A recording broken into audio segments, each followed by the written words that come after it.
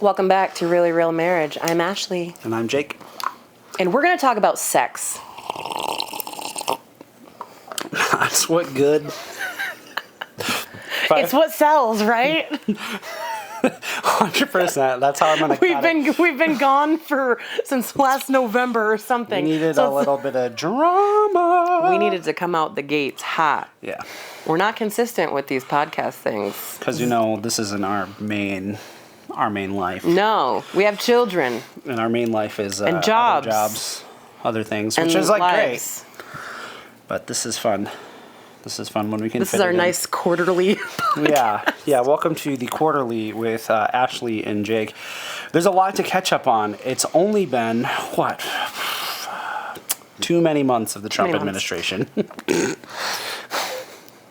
I'm already triggered. Let's just talk about sex. How to get through this world of trauma? Sex. I'm just kidding. That's not healthy. No, it's part of it. It's helpful. Well, okay. Let's rewind here a little bit. Let's just say it's a resource. We forgot how to podcast. I'm sorry. We also like to be very overly dramatic with everything. We also say things a lot of times as a joke that we fundamentally do not believe and agree with. So I could have gone the whole podcast without saying anything about the T word. Okay? Can we just... Well, sorry. It was my dumb joke of the quarterly. So we're back in it, baby. We're back in it. Yes. And we're going to talk about how to get back in it. Let's get in it. I thought it would be a good idea on a topic of marriage to talk about sex, not just sex in general. Yes, it's a hot topic. It's always. Sex sells, whatever bullcrap. Mm-hmm. But what genuinely our sex life looks like after having kids, after having years of a relationship under our belt, mm-hmm. after just life and. Yeah.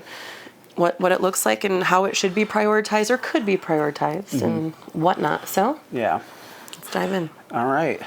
I think the way I usually hear parts of the sex life conversation usually kind of starts out with the love language talk. And I don't want to necessarily dog on them for that, but it's I mostly hear from men, it's almost the top two are words of affirmation, and then number one is physical touch for sure. And then it's almost expected. If you're a man, yeah, your top love language is sex.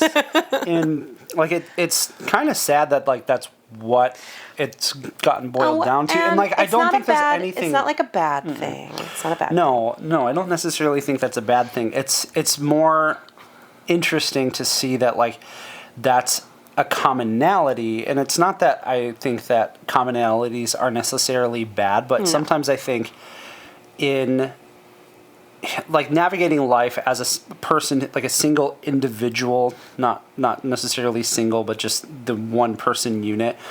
Sometimes I think men kind of just go, this is how I'm biologically wired. And that's kind of more where I think where I'm it's interesting that they all have that claim. Well, and to a certain degree, I will say that is true. Not to say that women are not hardwired to enjoy sex, because that's obviously not true. We love sex.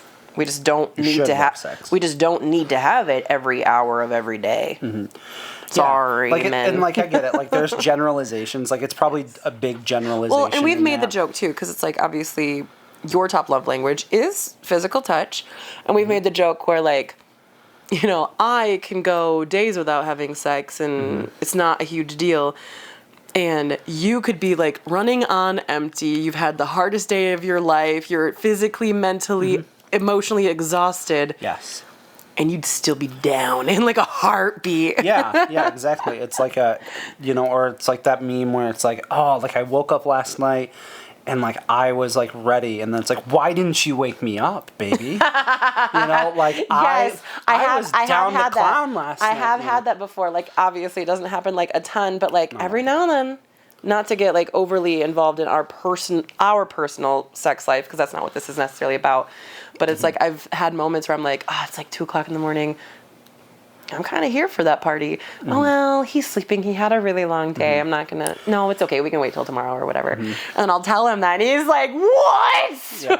Why? It's more because like outside of that moment, like then we're in like the day to day, like the like almost like the mundane of life. Right. And it's like, that was the only opportunity in the whole week, probably. Yeah, well, or like in the spontaneity of some of it. Well, and also let's just be honest, like spontaneity in any regard, whether it's within our sex life or just normal life, that can be really challenging. Yeah. When there's kids involved. And that's not to say it's impossible. It's not to say that you cannot have spontaneity in your marriage, in your sex life, in your relationship with your spouse when you have children. It just means that spontaneity might just look a little different. And it's funny because it's like planning and like being like super intentional to prepare for spontaneity kind of defeats the purpose of spontaneity because it's not supposed to be planned. Right. But like, hey, I'm sorry, sometimes you need to do it. I also will say this is an acceptable thing. Spontaneity does not always have to look like random. I also think that if one person is intentional about it, it can give off that spontaneity. Hey, this is spontaneity. Like a surprise. Like, hey, I know that I have. Say anything. I know that I have these few days off. I know that I can plan something fun, and it can be a surprise for him. Yep. I.e., feeling spontaneous, and I know that you've done that same thing for me too. Where it's like it gives the appearance of spontaneity. Yeah, but it's still it's fun, and it's not always about you. No. You know, like inside of it, and like for both of us, like kind of jumping. Sometimes even saying that of like. Saying like it's not always about you when it comes to like sex life stuff is always like bleh. It's got to be about both of us. But I think there's a different meaning of that. But like for both of us, we both have different quote love languages that are like in the top priorities. So mine's probably it used to be I think quality time and words of affirmation. And now I think, again, just like migrating into like parenthood and just like this season of life, it's 1,000% acts of service right now. And then probably quality time and then words of affirmation and then sex. You're like ranking. Yeah, you're like ranking them. And then gifts is like, honestly, like gifts are cute, but like I don't really need them. I know you love gifts, but yeah, for me, I'm like, gifts are higher for me. I think for me, like the big three would probably be gifts, words, and then physical touch. And then physical touch? I said top three. I'm not ranking them in order. When you say and then. I'm just saying and then, like this, it's you know, hater. That's fine. But like for me, like acts of service is a little bit lower. It just like does not do something for me. Like it's really nice to be served, like, but to me, I am not like thinking about that. It's not annoying to not be served, or like our house could be in like a perpetual state of absolute chaos, and it's like obviously for both of us it's different, but for me, I'm not going, okay, I'm like our relationship, like are we getting along? Sure. Like those things are more like there's certain important. things that like kind of to me I'm doing those kind of mental check-ins. And for me it's like at least how it makes me feel, it's like when my house is not in order, when everything around us is a hot dumpster fire mess, it is so hard for me to feel like I have the capacity mentally to connect. Yeah. And it's like I cannot bring myself to focus on good genuine quality time or whatever if everything around us is in chaos. Like it just doesn't feel genuine and authentic. And when you have those moments of like I'll get home from doing something, like even today, like I got home and you mowed the lawn and you trimmed the trees and you were just like taking care of our yard and our home, and I was just like that's nice. Like that makes me feel loved. And I know you didn't do it to make me feel loved necessarily. Like that wasn't necessarily the goal, but it was like a byproduct of it. Yeah. Yeah, and I think it's like, I don't want it to overgeneralize in it, but like sometimes when people do kind of have opposite or maybe seemingly like conflicting love languages, like sometimes it's suggested like for like maybe in the therapy kind of like world, it would be, if Jake does this, maybe it would make Ashley more receptive to X, right? I hate that. And where so- it's like, if you want to have, this was like such a negative mindset, and like this is a huge negative way of viewing sex. And honestly, if this is the way you view sex with your spouse, change your brain. You should never, ever go into feeding your spouse's love language for the sake of trying to receive something in return. Yeah. Like, if your whole goal in doing the dishes for your wife, or, you know, planning a date for her so you can get laid afterwards, or get out. or even just saying the increased, you know, because in my mind I'm like, the chances of this happening have increased now that I've done X, Y, Z. I don't really think, in my opinion, that is not connection. No. That, it feels like manipulation to a certain extent, it's where it's like- like, I'm only giving you this love or these loving actions and words and Yeah. time so that I can receive. Yeah, And that it's is like- that is the opposite of what love even is. it's like softcore manipulation. Kind of, you know? yeah. And a lot of times I don't think it's like hugely like conscious. Like I don't think that is like in the forefront of somebody's mind. No. But I do think it's like almost like a Pavlov's dog situation. Sure. Where like, oh, every time I do this thing, it ends up with this. So I want to do this thing so that I can Yeah. get that. And maybe in our brain or in somebody's brain, like that's how it's planning out. But it's like, what do you do at the end of the day if you do all of these things to love on your spouse, and they're like, thank you so much for doing that. I really just want to sit and be with you. Yeah. I'm not really in the mood to have sex. Like, what do? Are you going to get pissed off and Well, rage if that was- or and most be people- annoyed? Most people wouldn't communicate like that. Most likely there would be a level of gratitude of like, thank you for taking care of XYZ. Like, again, just like kind of that verbal, like, this is bringing me this huge relief. And then if you have the expectation with no verbal communication, it then kind of becomes this thing where I wanted, again, this is kind of a generalization, the response is like, I don't know what to do to make this person happy. And a lot of it is because you're not receiving something from them. It's like, well, they said this, so then I did this, and then I did this because they mentioned this. It's like, okay, like, then it feels like you're also being driven out of, I want to say codependency, because then you're relying on this other person to fulfill. It's hard sometimes even to say, like, it's like sex is a relational need, but it's not everything that will make a relationship function in a healthy, in a normal, and I would even in a say, connecting way. I'd even say too, it's like when you're saying it's a relational need, like it is and it isn't. It's like healthy, safe sex and intimacy are vital when it comes to like having deep physical connection with one another. Like, Yeah. But it should never be used as a tool or as a, hey, I need this. Like, no, we as a healthy married couple, yes, we thrive when we are loving each other in a deep, genuine, intentional Yes. way. That doesn't just include sex. That includes a slew of other things throughout our day, throughout our week, throughout our month, throughout our lives. It's not just boiled down to sex. And I think it can be really easy for usually men, I won't say always because that's not always the case, but for men usually to inadvertently manipulate a situation to make their wives feel like that's their duty.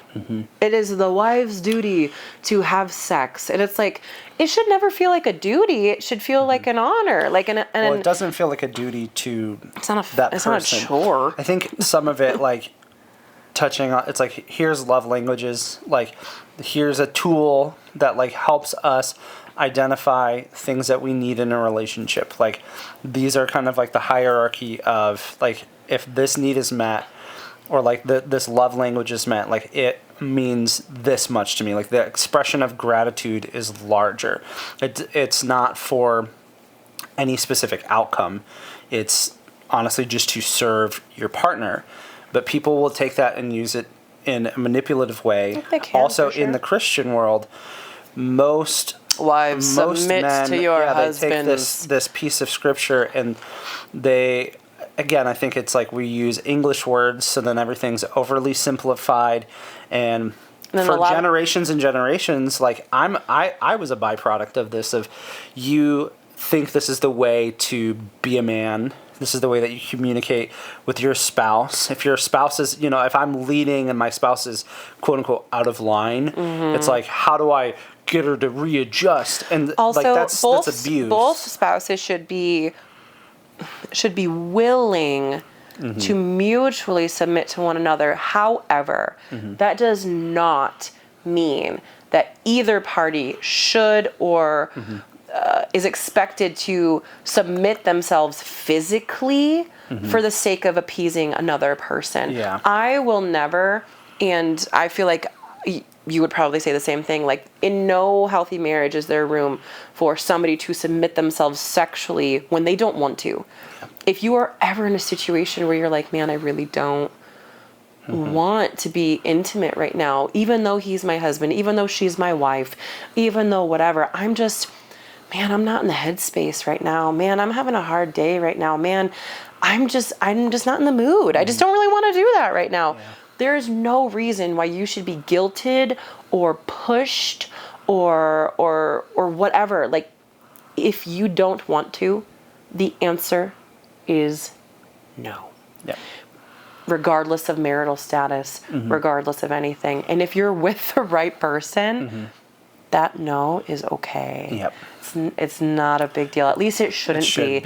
And if it feels like a big deal, maybe that's an indication that a deeper conversation needs to be had. Yeah, I know, like, in the Christian world, like, when you start to get into more, more conservative ends of things, that's typically where I hear most of those people trying to justify things like even spousal rape.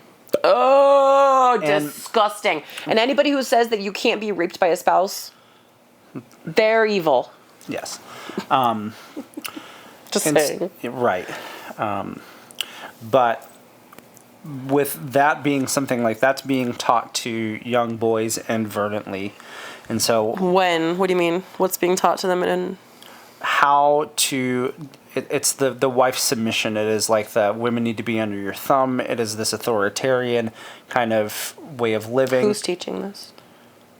Dads to kids. Just like churches. some... It's a generalization. For a second, I thought you were saying like young boys were being taught that they get to rape their wives, and I was like, whoa, who's saying what? No, it's not necessarily always... It's a generalization. It's a generalization, Sure. But even in communication about it, I mean, even recently, I want to say a couple weeks ago, I saw a clip that was like Baptist preacher, pretty well known for having some very interesting and extreme views, but he, to his congregation, is like, and some people think that spousal rape is a thing. This is not like an old-timey thing that like is happening. This isn't like the 50s.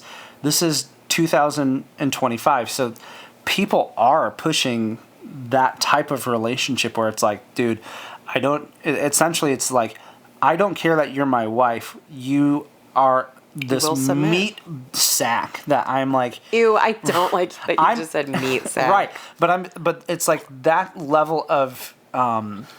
abuse to demean somebody in that kind of way just puts it in a headspace of like, I don't actually see you as a person. Yeah, I don't value you as a person. I see you as a vessel to meet this physical desire that I have. You're just a means to an end. Sorry, and that's just not a safe person to and again, I think if somebody might be like, well, that's crazy. That is It is crazy. crazy. But and yeah, maybe there's small communities that are pushing it. It might not be like, the number one general topic that people are talking about, but the fact that it's still existing, It's gross. we can see that it's still kind of, even as you start to get a little bit more towards the middle of like, this is completely wrong.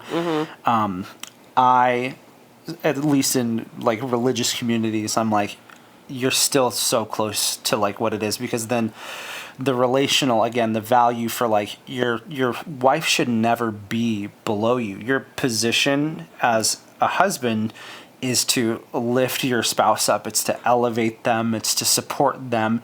And when you're not doing that in the most vulnerable and intimate of spaces, man, I would fight somebody for like on that one. For sure. Like it's just, to me, it's so vile and unacceptable. Like I would fist fight somebody to just be like, you do not understand how wrong this is.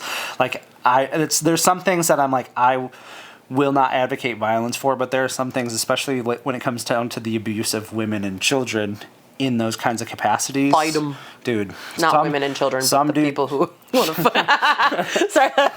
Yeah, don't fight women and children physically. Fight the oppressors. Yeah. Yeah, so I think that like most of like what I would say our relational values is we really value communication. We do really value fun together. Yes. We really value prioritization. Like, it's not like we necessarily schedule in, like, hey, on this day we have a date, and then Well, before the date dates or are after different when, like, yes, we schedule dates, but No, but I mean, like, I'm saying, like, we don't Schedule intimacy. it. Yeah, like, we don't schedule it in that capacity. not like that necessarily. No. Granted, there have been times, like this past couple weeks, for example, we did not schedule sex. That is not our way of connecting with each other. If that's your way of connecting with your spouse, I'm not going to yuck your yum. If it works for you and you guys are connected and happy, have a great time. Yeah. But we've decided that, like, if it came down to the point of consistently scheduling out our intimacy, it just kind of takes away from the genuine natural draw to one another. Where it's like, if you're just scheduling sex every Wednesday or every Monday and Friday or whatever, it's like, whatever it looks like. Is it because you actually really want to engage in intimacy with your spouse, or because, well, that's just what's on the schedule? It's like, no, we want to because we want Or to. like you hear like, well, this is what like married people do or should want. Sure. Like, And I like honestly, that. with being in the throes of just like parenthood and marriage and life and work and all this stuff, I can see how some people have to do that because like life does get busy. And honestly, there are nights where I'm just like, I am so freaking exhausted physically, mentally, emotionally. I don't even want to sit by you. Like, I don't want to sit by anybody. I want to be alone. I want to be by myself. But then there's also some nights where I'm like, I am still spent physically, emotionally, whatever. And I want to be by you, but I'm just like, can we just... Can our skin just touch like this without expectation of like having sex? And again, sometimes it's the opposite where I'm like, we need to connect physically and intimately. I miss you. I want to be with you. I think yesterday was like that example of like, you feel like you're two ships passing in the night, and like especially when like you are in the throes of such busyness and fullness of life, especially with younger kids. Like that prioritization is difficult. If you're a married person with young children, I have some tips and pointers for you as to how you can have a good sex life. Number 1, get a lock on your door and use it. Number 2, get a doorbell on your door and use it. I found a $5 doorbell at Target, and it's made for like a children's room. It's supposed to be like a cute little like, ooh, if you want to come in my room, you have to push the doorbell. So I, big brain energy, got 2 of them, one for our room and one for our kids' rooms. And it's like, if you want to come in, you have to ring the doorbell, and you don't get to come in until I say you can come in. So we utilize that doorbell And that lock, because let's be honest, tiny humans don't always obey the verbal come in or the verbal 1 minute, please. Not for Hold you. on. Most times you still hear the Yeah. Usually it's I'll ring the doorbell. Hey, can I come in? 1 minute, and then you hear the doorbell wiggle. It's locked. It's locked. It's like, yeah, I don't want to traumatize you right now. Yeah. This is for you. Yeah, this would be horrifying. Yes, absolutely horrifying for you. You're welcome. I'm saving you from hundreds of dollars of therapy. Yes. So that's awesome. Yeah. So like for us, like in our life, like communication, I think is the number one thing.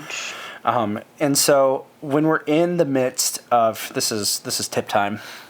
Tip time? Yeah, tip time. Oh, your tip time. Yeah, this is my. I had a tip time. Now it's your time for tip time. We'll probably continue the tip time, but like I love tip time because just the tip time. It's never just the tip. I had to. But like communication, like when we are busy and like there are the moments like you're like I want closeness. Yeah. I want to like snuggle. I want to have like that level of physical closeness. Like I want to be close to you, but I don't have the capacity for. And more. like if we're both aware of, man, it has been full. How are like most of the questions I'm like, okay, when are we able to then prioritize this? Because what I don't want is for us to like miss an opportunity and then go into the next week into like, we're in full drought mode. And it's not just like, oh, well, when's the next opportunity for sex? It's like, no. We don't necessarily view it like that. It's like, when's the next opportunity for connection? Like something that I really like that we've done a lot in the way that we communicate with each other. We have, for the most part, I don't even know if you've noticed it a whole lot. It's like we've subbed the word sex for connection, where it's like, I want to connect with you. And granted, there's a million different ways to just connect with your spouse. But it's like when it comes down to like, I want to physically connect with you. I want to intimately connect with you. Yeah. This is important, not just because we need to check this box of sex for the week or for the day or for the whatever, but because I don't want to become your roommate. Yes. I don't want to become complacent and realize that, oh, we are two ships passing in the night. Yep. And we've been passing in the night for a long time. Yeah. And now I'm not so sure if I even really recognize you or if I really know who you are. And before you know it, your kids are moved out and you're living with a stranger. So no, I'd rather keep up on our sex life and stay connected physically and, emotionally, spiritually. Yeah, I think saying connection also puts a higher value on it.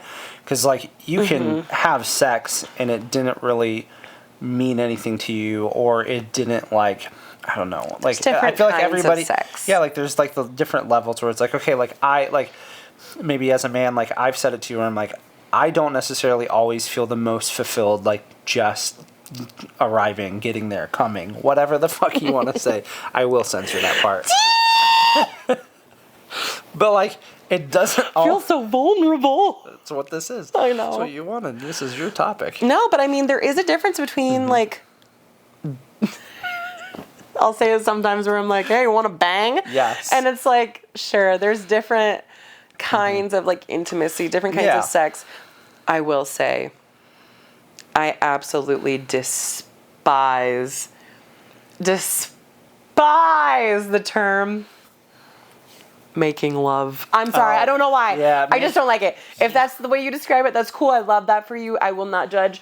But like, I don't know. Maybe that is my own issue with... It's like, Griselda, it's been a fortnight. Kind of. Must we... You can't even come up with a name. Did you forget my name, darling? Cornelius Brown. My betrothed. Must we engage in our lovemaking now or later? Disgusting. I'm sorry. It's disgusting. Nancy? Did you say Nancy? Well, I changed names. I called you like Griselda or something. Griselda was cooler than frickin' Nancy. Yeah, but I'm a guy with Alzheimer's. Okay, well, that was quite a segue. Yeah. Well, anyway. But I think, like, there are different intensities. Like sure, or just like sometimes like when we have sex, like sometimes it can be like more serious where it is like we are just genuinely connecting and there's nothing but like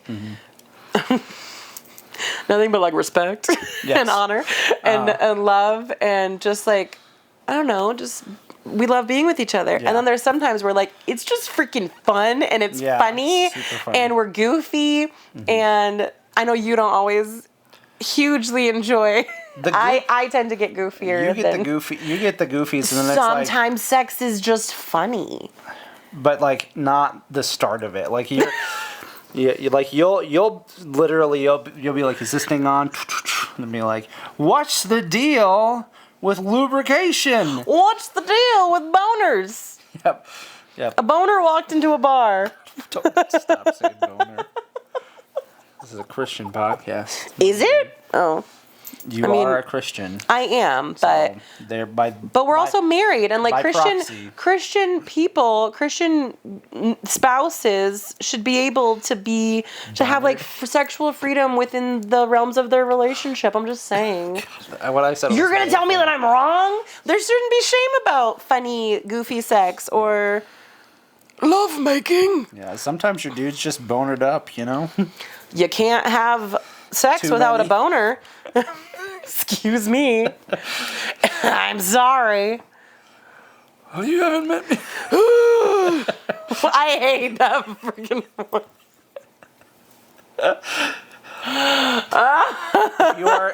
If you are an older person watching this, bless you. Thanks for watching.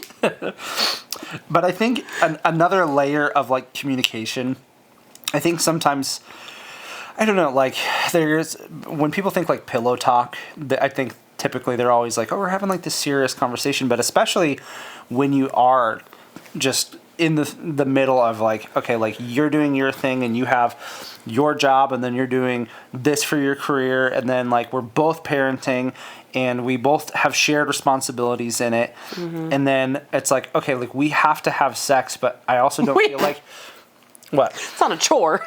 We have to have sex. I'm being a desperate person. Okay. I keep interrupting. You're doing a good job. But it's you're in that like, okay, I feel like we both and you have that mutual feeling. Yeah, we want this, need this. It's been a while or whatever. We've also facilitated like, okay, like we are literally just going to be in the same room naked. And we're just gonna have a conversation, like, and it's like the kids like are either most times they're just in their room playing on their tablets because that's like their bedtime ritual, and then there's just us sitting here and we're locked door. Yeah, door's locked. Like we made sure, but we're trying to communicate even in that moment of like, okay, like, man. Like, sometimes I feel like we're like unburdening a little bit. Yeah. Where it's like we're usually there of like we haven't connected physically. Mm-hmm. There's all this busyness in life that's been happening. Yeah. Let's just get it out. Let's get it out. What's been going on? We'll give each other. Sometimes I feel like I put like a time cap on it, especially if like we've been talking for a while and it's like, all right, you get 3 more minutes of talking about this thing. And then we're done. Yeah. We're done talking about it. Like we're unburdening ourselves of the busyness of life. Let's get all the business out so that we can clear a path and look at each other and be able to see each other. And because it's like, honestly, sometimes I don't feel, and I'm sure you feel the same way, where it's like, it's hard to engage physically and intimately with you or with one another when like there's all this crap that's just like, oh, well, okay, we're probably going to do this. And then afterwards I have to do this. And after that I have to do that. And then I need to return this email and I need to call this person. Yeah, it's like all the things that's I just like want for tomorrow. Yes. It's like, no, I just want to be here. Yeah.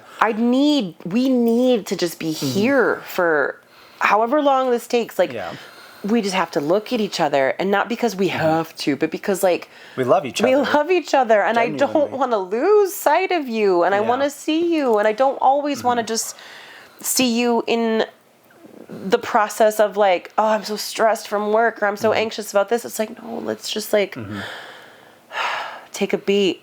Yeah. Unburden. Yep. Look at each other. But also like it's a great opportunity to even like ask questions like, hey, like, what do you like about yourself? You know, sometimes we just Yeah. do these like very simple Little check-ins. Check-ins. Yeah. Like, what do you think about yourself? What do you like about us? Like, you know, we do kind of. It doesn't have to include the be like a unit. wham bam, thank you, ma'am. Okay, cool. See ya in a couple days. But like, I'm thinking like of like probably our early days of our sex life, of how it can feel like a chore or a duty, and then I think like even when like from my perspective, you are with her intimately, and then you're just like, I don't feel like, I still feel off. Like I do not feel the thing that I wanted to feel, and like it just took navigating that and kind of reprioritizing like what our relationship structure looked like, how we communicated about I think in the certain beginning things. of our relationship too, it's like sex, like with what we talked about earlier, with like some manipulation tactics, even if it was like intentional or not intentional. Intentions don't matter. Intentions don't always matter. I feel like we didn't have the healthiest or safest sex life. Like there were certain things that were seen as an expectation and a almost like a requirement. At least that's how it was, like how it was addressed and portrayed, where it's like, this is a requirement to keep your marriage healthy, to keep the fire going, to keep Jake happy. Right. Oh man, we've been arguing, we probably should just have sex. And it's like, well, hindsight, being out of those early years, it's like, oh, we didn't know what we didn't know. Yeah. And not realizing like, oh, this thing is being used as a tool. But it's like not a good tool. It's a tool to get something from someone, to fill your own tank, and it's a tool for codependency. And when sex is being weaponized, it like breaks connection and increases codependency with one another. And it's like, that's the last thing that anybody should want from their spouse. Yeah. It's just a lot of pressure, I think, like in different ways. Like it's, again, I think the pressure of like, I don't feel connected to my wife, and like we just did the act of having sex. I still feel disconnected. I don't feel like this was enough. And some of that is just like your own view on insecurity. Your own insecurity about it.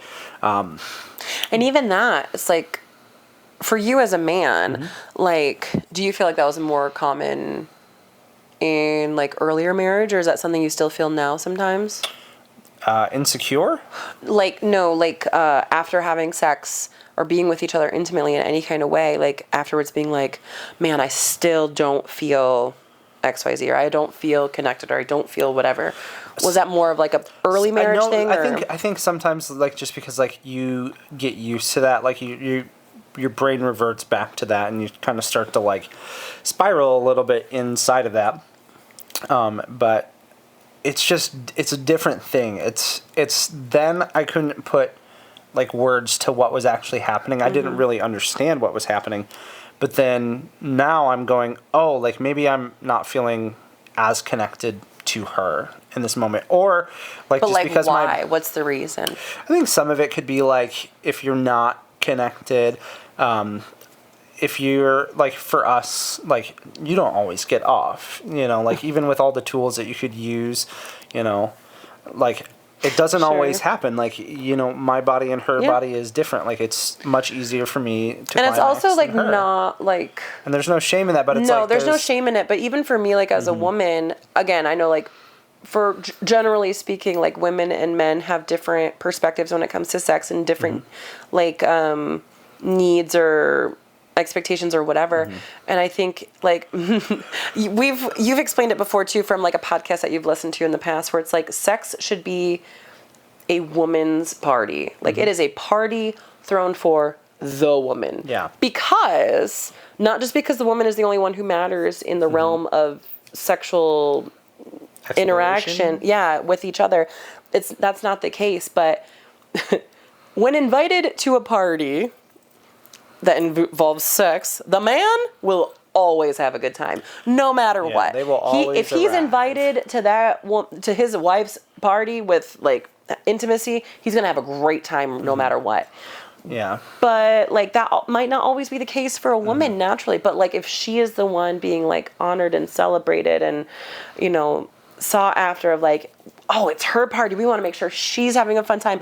We want to focus on her needs. We want to make sure that she is here because she wants to be here and because she feels good and is being loved and appreciated and respected and honored. Then it's like that makes it even more connecting, you know, because sex can be such a, you know, well, that's a man thing or that's he needs it. And it's like, no, like this can be for both of you. Yeah. And, yeah, I don't know where I was going. I think some of it, like the way I would even like encourage like somebody would be that like sex can be an adventure, but you as like the man, you do have to make it kind of intentional. Yes. Because like getting off, great, sweet, sure, cool, whatever, but that's also not like the goal. Right.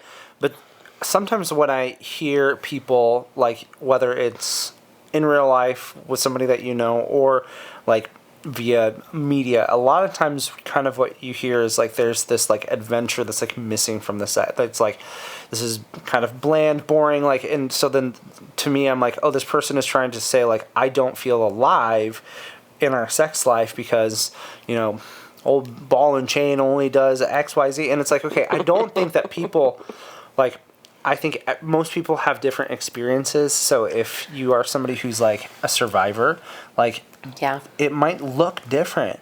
And that's something that like you have to consider. For sure. And that's something that like maybe you like both need to go to like a sex and intimacy counselor.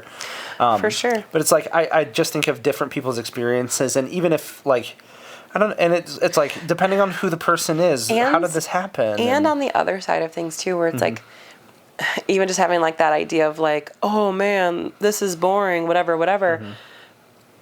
I think if you're a person in a marriage where you're like, man, the sex is just boring, this is not exciting anymore or whatever, I'd even beg the question of like, what is it that you're actually looking for here then?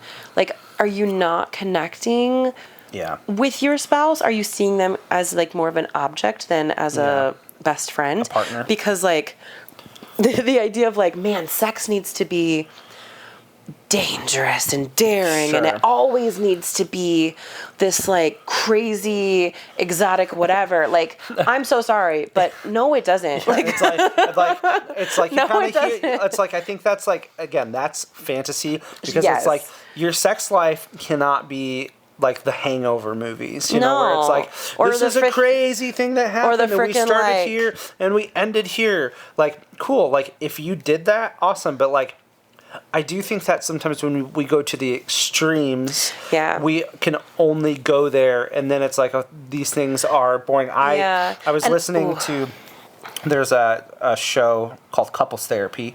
It's very good.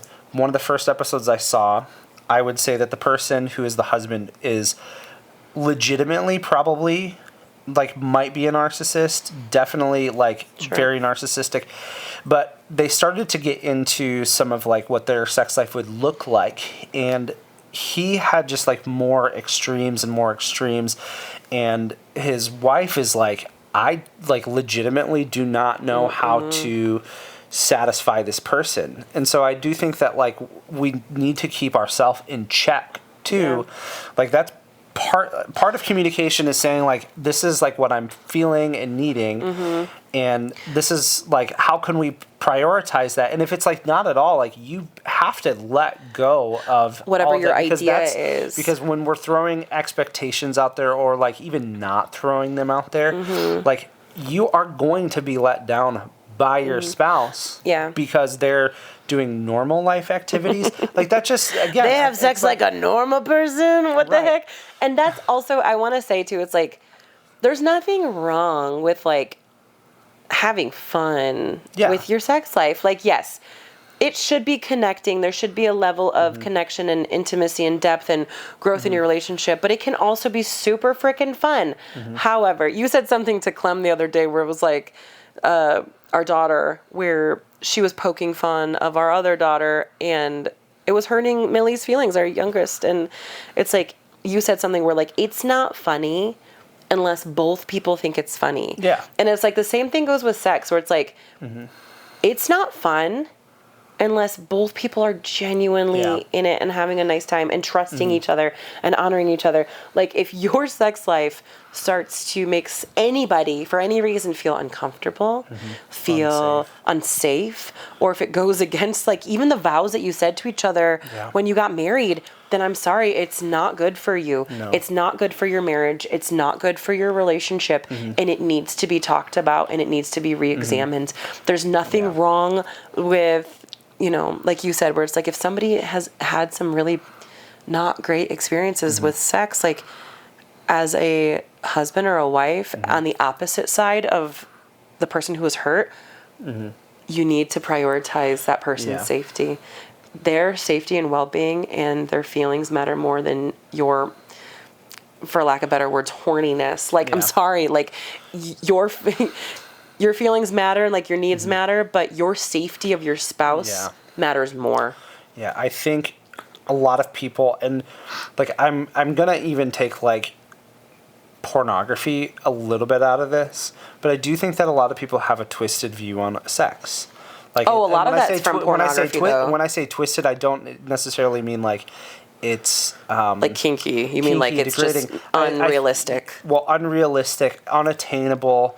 It's not connecting. Kind of going back to what we were talking about earlier. Like, here's this pastor who's saying, like, there's no such thing as spousal rape. Right. Like, I do think that a lot of our views are, and then why I said twist is just like, you can twist those things and actually get to, like, oh, this is what it's supposed to feel like and look like with a person in the context of a healthy marriage. Safe, And so it's like, I do agree pornography has influenced that, but I do think that, like, most of us start off even having kind of an idea of, like, I wonder, it's like, again, fantasy, like, I wonder what this is going to look like and what this is going to feel like. Honestly, like, who, but I will even argue that, like, that idea of, like, fantasy and I wonder what it's going to look like for so many people, like, even, like, young kids, it's like, where do they get their first taste of, like, what does sex look like?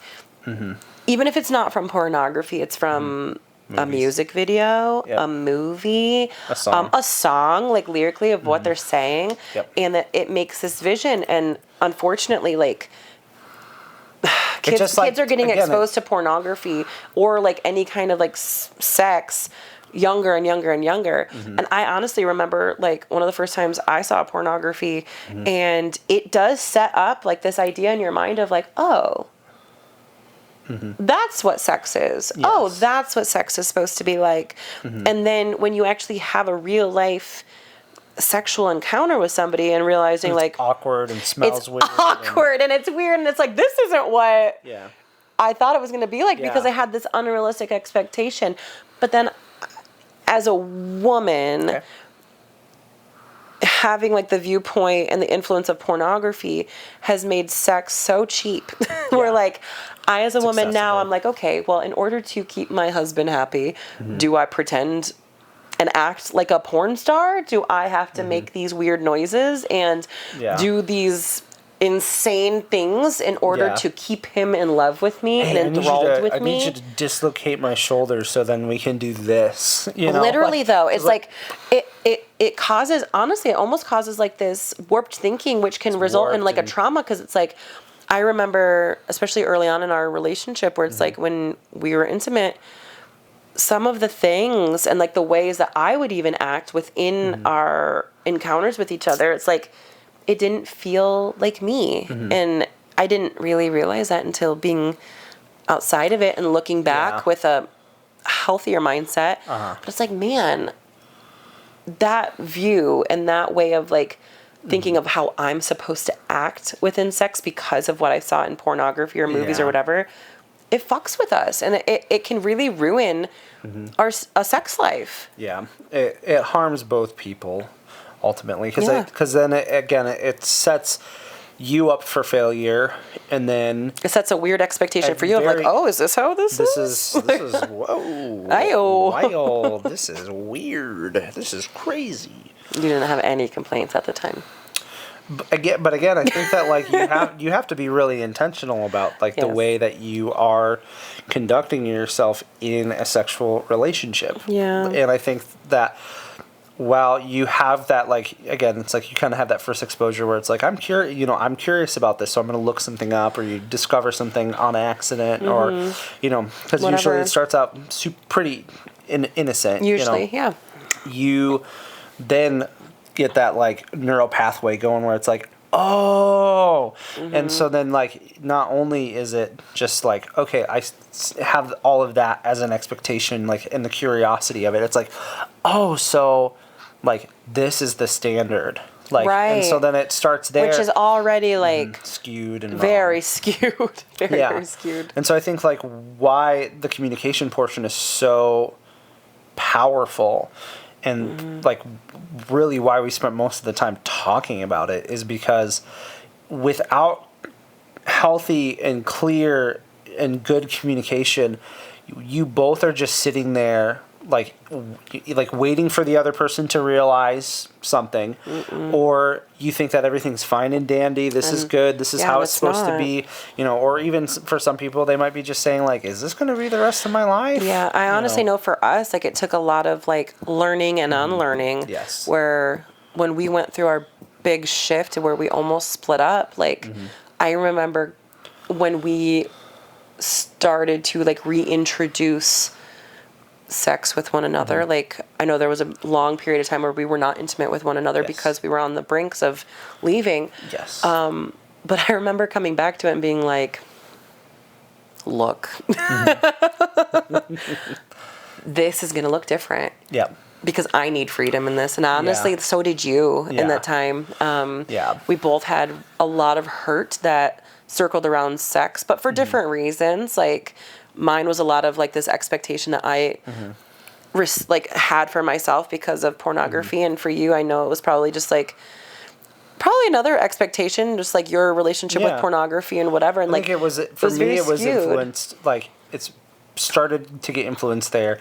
Then there's all the religious expectations, and like on purpose I'm saying religious, like there is a right way to do these things, like and it's in the Bible, but I think not having an example of that, like just you're navigating in just pitch black. I think like somebody that we like, John Deloney, somebody asked him a question of like, how do I gently respond to my husband, like if he yells at me? Like essentially just saying like, I want my husband to stop yelling at me. And he's like, a harsh like response that he's giving like probably needs a harsh like answer. Yeah. And like why does this thing, like you're asking, how can I gently tell my husband to not yell at me? It's like, why do you need it to be gentle? Maybe he doesn't need it to be gentle either. Yeah. And like, and the point of why I'm saying that is that gives you permission to actually respond in a way, because it would probably throw that person's equilibrium off a little bit of like, oh, like I responded in a harsh way, and it's like, you don't get to talk to me like that. But also in relationship to another person that you're having a sexual relationship with, your spouse, you need to have language and permission, and I don't think that very many people have. You kind of have permission, like you kind of do that discovery thing, but then like when it's just not fitting and clicking and whatever that is, then it's kind of like, what do I have permission to? Because like what I don't want to do, it because it's such a vulnerable and intimate place, it's like, well, I don't want to like hurt them and make them feel small or insignificant, like they don't matter, that like, but I also don't want to just live like this forever, sit by and pretend like I'm okay with this if this is actually really not making me comfortable. I remember like reclaiming my power to a certain extent, like with our sex lives, where like when we did start to become intimate again, like there were certain things that maybe we would do before, and I remember like being like, I don't like that. I'm not comfortable doing that. And you didn't even think twice. You're just like, okay, like not a problem. Doesn't matter. Because honestly, at the end of the day, it shouldn't. Like the thing that should matter is connection and making sure that you're honoring and respecting each other. And yes, have fun, but still like. Yeah, I think I think having somebody's like yes is really kind of like what we're saying in that of like when you're building a relationship with a person, like somebody's yes, like that's consent. Like yes, I think what people and you do need consent right in sex, if you're married or not. Yes. There has to be two consenting individuals. Yep. But having somebody's yes, like it's not about like I remember hearing somebody say something of like enthusiastic, and I'm like, not every act that you do and not every time you have sex with your spouse, kind of like we said, there's different levels to it. And I think to be like, I need somebody's enthusiastic yes, it's like, are you saying that you need like the highest level of like response? Because part of communication is you're taking what the person is giving you, essentially. Like they're not just giving you, like they're giving you their body, which is like the ultimate sacrifice. For sure. And then they are giving up their time. Like they could be doing something else. They could literally be relaxing, sleeping, napping. You know, like so they're trying to say like, I have a value for this because of that. And I think that our yes to that needs to like be matched of like, this is why I'm here. Like I'm here because I'm giving up anything else I could do right now to be with you and to be close with you. The enthusiasm or the need for enthusiasm, I feel like that's not a genuine need. I think it's just ego. Where it's like, that's not to say that sometimes enthusiasm doesn't show up. Like fun. For sure, it shows up sometimes. But if it's like a requirement in order to like get wherever you need to go, it's like, well, maybe you need to check with your own ego and deal with that yourself, because like just because you know I'm like sitting here being like, yeah, I'm interested in doing this, like let's go. Do you need me to like blow up some balloons and get the confetti poppers and be like, yeah, let's go? It's like, no, we called it a party earlier. It is a like, party, yes. And sometimes it can feel like that, but I think it doesn't have to be like that every time. Like it's like you have to learn how to like not take things so personally. Like sex is such a like very personal thing, like powerful. Like if you're gonna think like metaphysically even, and to hear a no like and be like crushed by it or annoyed by it, like to me I'm just like it's such childish behavior. It's like, and it's your like ego out of it, man. And it's like I wasn't perfect at that. No. Like if you have a person who's great at that, awesome. Like that person is an anomaly. I did not have that, and so I had to unlearn things and maybe even like navigate like, did I actually believe some of those things to begin with? Because hearing no now, it's like, okay, cool, not a big deal. And then you can even, again, it's like you, because communication is powerful, you follow it up like, okay, like now is not a great time, like are we able to prioritize it sometime in the next 7 days? And it's like, sure, like 9 times out of 10 it's like, for sure. Not a big but deal. it's like, again, I think like how you communicate to not put pressure on the other person, but also kind of like, you know, you're throwing it a little bit into like their court to some extent of like, hey, like I want to meet you there, are you able to meet me? And if the answer still is like, dude, like this, like next week, like you're about to go into your master's program, it's like, okay, like what kind of fullness is our life going to look like then? And so then, like, if the answer is going to be no, and then it's like, well, even like this coming week is also going to be, you know, it's like, okay, like I am not going to put any pressure on you, but I have already started the initiation. Now I'm just waiting for you to have the time and the space for it. And I'm going to be content with that because guess what? I can go do other things. I think that's... like our lives don't revolve around this. Sex. What I wish other people would know and is that like not having sex with your spouse is okay and doing other things is amazing. Like it should not just be like I work my job and I come home and like this is my best friend, so legitimately this is my best friend. Like some of what we do to also facilitate connection and that quote intentionality is like we spend 3 nights like in the same house doing our own things, and that has helped us too because then it's like, okay, like I can go meet a friend, I can have different relationships with other people. You know what's funny though is that like women understand this. Yeah, I know. For the most part. Sure. I feel like it can take a lot. I shouldn't say a lot longer. I think it can take a little longer for men to get on that train just because like again, physiologically, we're different. We're hardwired a little differently, and I think it can depend on the way that you're raised, sure, but even just like the way that sex has been presented to you throughout your life, and how, like, what pedestal it is that you're putting it on, and it's like, yes, which one's more fun, having sex with your spouse or crocheting a scarf? It's like, sure, like, one might be more fun than another for somebody. I guess it depends on who you ask.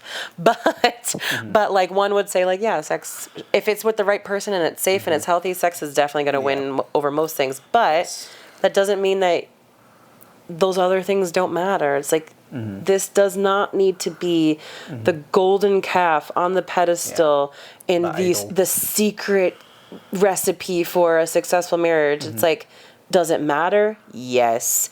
Is it super important and vital that this thing is cherished and like valued and tended to appropriately? Absolutely. But for the love of God, have a life. Like, yes. Well, and have a life outside of your spouse. Like, yes. Obviously communicate, hey, I'm going to go do this. I'm going to go be with these people. Like, that's part of your relationship. That's like, this is what's going on. And that can be hard with having children. Again, like, coming back to like having young kids, like that can be really hard. Honestly, I feel so thankful having a super supportive spouse and a super aware spouse who sees like how draining some elements of parenthood can be, and who also receives the elements of what? No, I'm just waiting for my turn. It's the bluey thing. Okay. Anyway, I was gonna.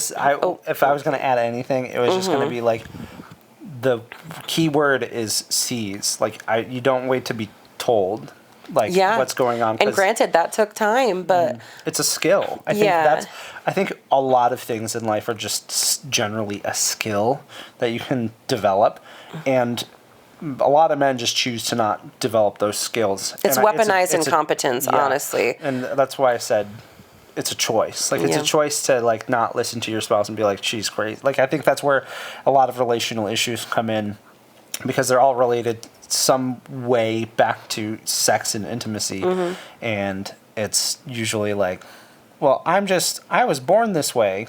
This is the way that I am biologically. And like, you hear those things and tomato. Yeah, it's just, that isn't healthy, and that's not godly. No. Like, sure, you're a man. Great, but you're not a freaking animal. You're not some untrained primate who just can't help himself. Like, that's the kind of person who, again, coming full circle, is like, that's the kind of person who says, oh, spousal rape isn't real because whatever, we got needs. It's like, I'm sorry, it's bullshit. Like, you are a human with self-control, you should have honor and respect for your spouse. Yes, especially. Empathy for yourself and for others. Sex does not need to be the most important thing in your life. And if it is, and if it matters more than the well-being of your spouse, then maybe you shouldn't be married. I will bring this back to Bible. The Bible says, be fruitful and multiply. And the context there is like, have the fruit of the Spirit: love, joy, peace, patience, kindness, goodness, gentleness, self-control.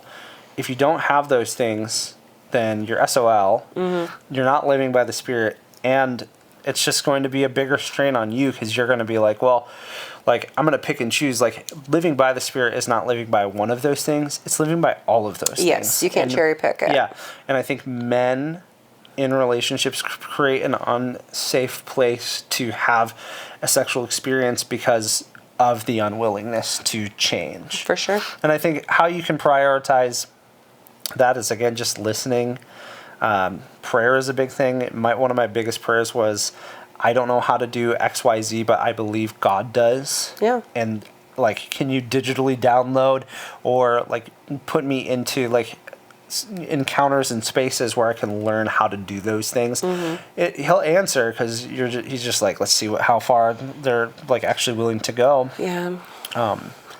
But again, I think communication is the number one thing. Huge. Rapid fire. Huge. It's like, don't be scared. If you're scared to talk about sex with your spouse, that is an indicator that something's wrong.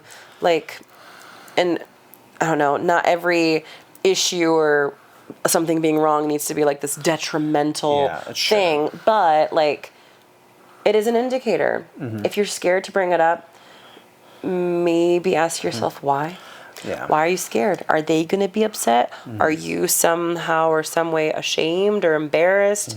Why are you embarrassed? Like, take it back to why it's an issue. Yeah. And examine it from that way. But at the end of the day, you still need to talk to your spouse about it, because if you're sitting there in secret shame or in secret discomfort or whatever it might be, that is so damaging to your marriage and to your sex life too. Like, I think it would be super hurtful to your spouse and to yourself if one day, you know, let's say you're in a marriage for 5 years and then it comes out like, hey, I've never liked this, or I've never felt comfortable doing XYZ, or I've never enjoyed whatever. Honestly, if you're with somebody who gives a crap about you, they're going to feel terrible. And they don't want that for you. And I don't think you should want that for yourself. So nip it in the bud and just talk about it. Yeah, I think the answer to having a fulfilled sex life is communication. For sure. That's pretty much it. Communication, So, plain spontaneity. Yep. You know. At times. And if you're uncomfortable, there are appropriate sex toys. So tune in next time where we talk about sex. We will not be talking about again. sex toys. No. We will not be doing that. I didn't say sex toys. You did say sex toys. I said sex. You said sex toys first. You